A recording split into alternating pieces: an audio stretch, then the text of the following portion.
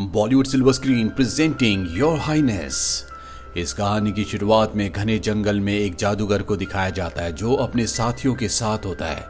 इस जादूगर ने यहाँ पर एक लड़की को जो कि अनमैरिड होती है उसे बांधा हुआ है। दरअसल आज 2 चांद की रात है और जब ये दोनों चांद मिल जाएंगे तो ये जादूगर इस लड़की से शादी करेगा और इनका जो बच्चा होगा वो इस दुनिया का सबसे शक्तिशाली बच्चा होगा, जिस बच्चे की मदद से ये जादूगर पूरी दुनिया पर अपना कब्जा कर लेगा। पर इससे पहले कि जादूगर ऐसा कर पाता, यहाँ पर राजकुमार फेबियस आ जाता है जो जादूगर और उसके सभी लोगों को मार देता है। और जादूगर ने जिस लड़की को यहाँ पर बांधा हुआ होता है जिसका नाम बेलाडोना है उसे छुड़ाकर अपने साथ ले जाता है। और जब वो अपने राज्य पहुंचता है तो राजा जो कि उसके पिता भी हैं वो फेबियस की बहुत तारीफ करते हैं, क्योंकि फेबियस ने जिस जादूगर को मारा होता है वो इस पूरे राज्य पर अपना कब्जा करना चाहता है।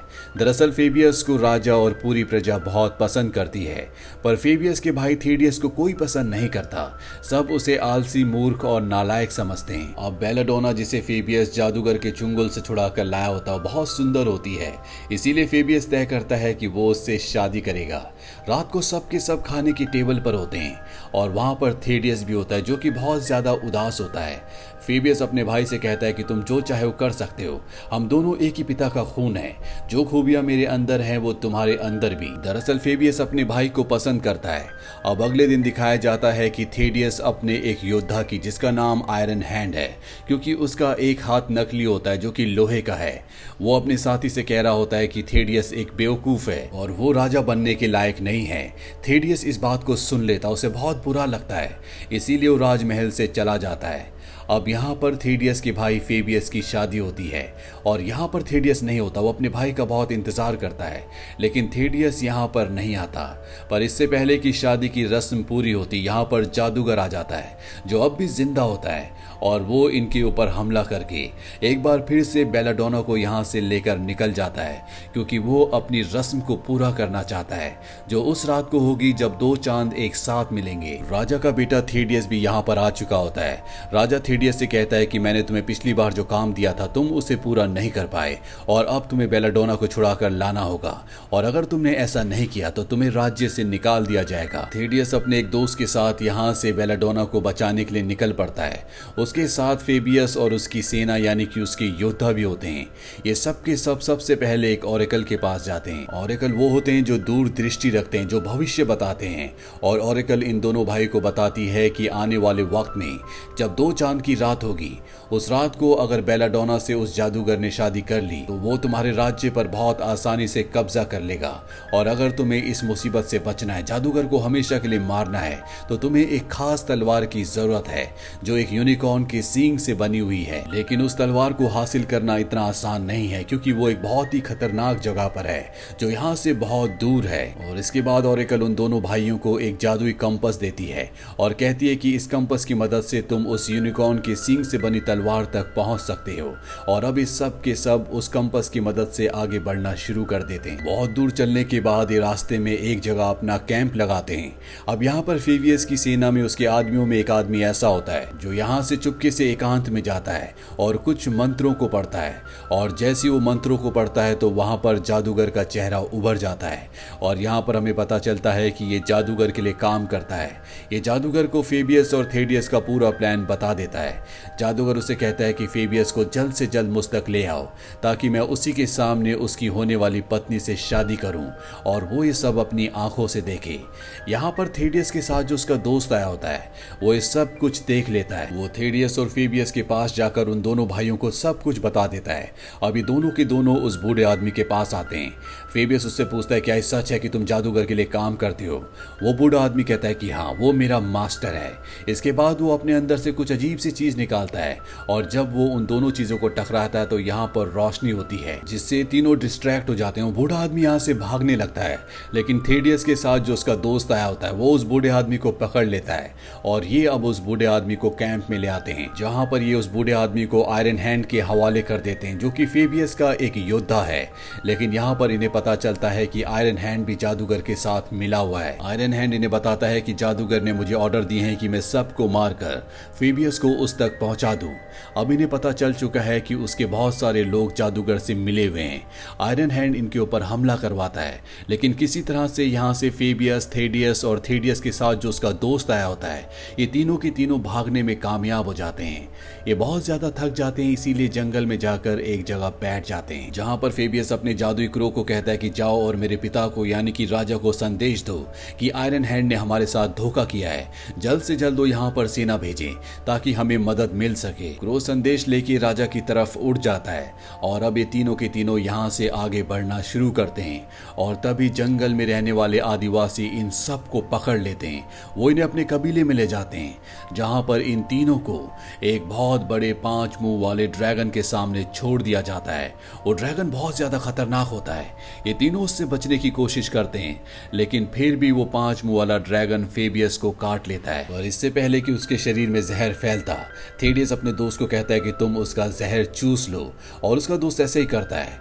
अब यहाँ पर 5 मुंह वाला ड्रैगन इन्हें मारने वाला होता है कि यहाँ पर एक नकाबपोश आ जाता है जो उस ड्रैगन से लड़ता है और उस ड्रैगन को मार देता है। दरअसल ये एक लड़की होती है।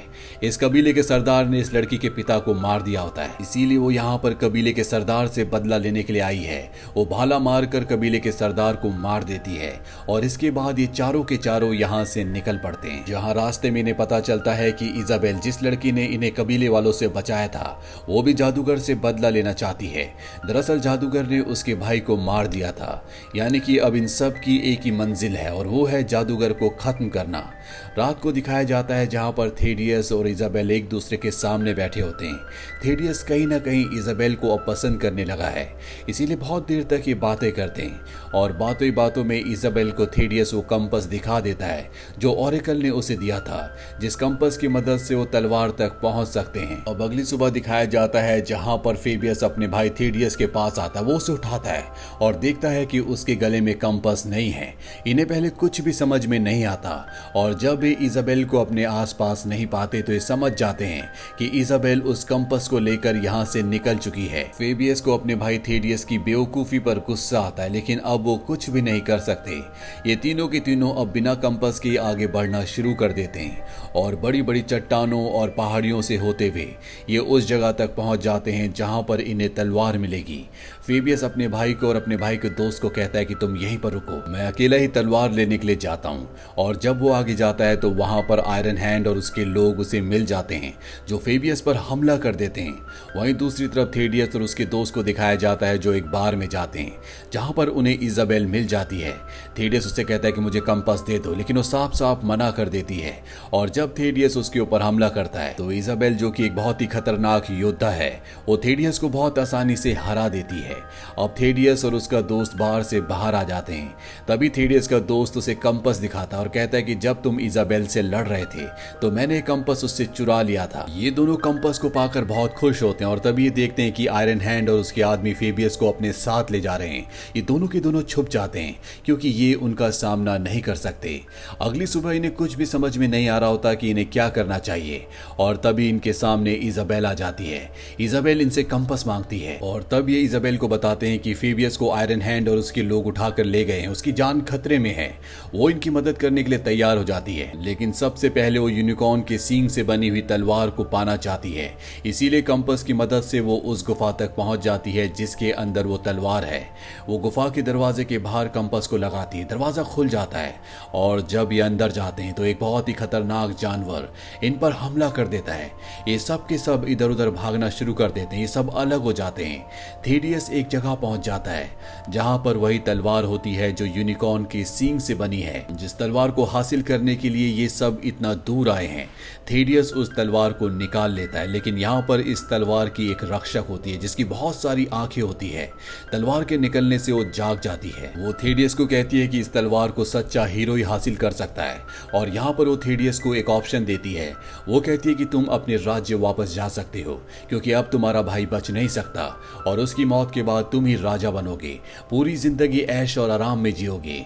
लेकिन थेडियस सेल्फिश इंसान नहीं है, वो अपने भाई को बचाना चाहता है, इसीलिए वो अपने भाई को चुनता है और अब उसे तलवार मिल जाती है जिस तलवार से वो उस खतरनाक दरिंदे जानवर को जो इनके पीछे पड़ा हुआ है सबसे पहले उसे मारता है और अपने साथियों को लेकर वहां से बाहर निकल जाता है।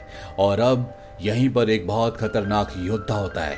थेडियस उसे भी अपने साथ चलने को कहता है क्योंकि वो जानता है कि उसके भाई को आयरन हैंड जादूगर के पास ले गया है, जिसे वहां से छुड़ाना निकालना इतना आसान नहीं होगा।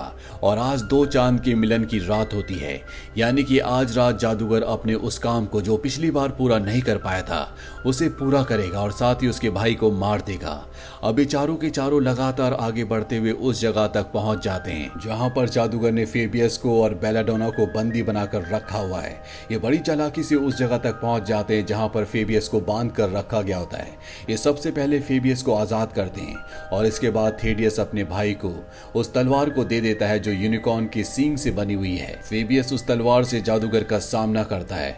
वहीं दूसरे लोगों को दिखाया जाता है जो जादूगर के दूसरे लोगों से लड़ते हैं और इस घमासान लड़ाई में जादूगर के सभी लोगों को मार दिया जाता है। और तभी आसमान में दोनों चांद एक दूसरे के साथ मिल जाते हैं जिससे जादूगर की शक्तियां और भी ज्यादा बढ़ जाती है।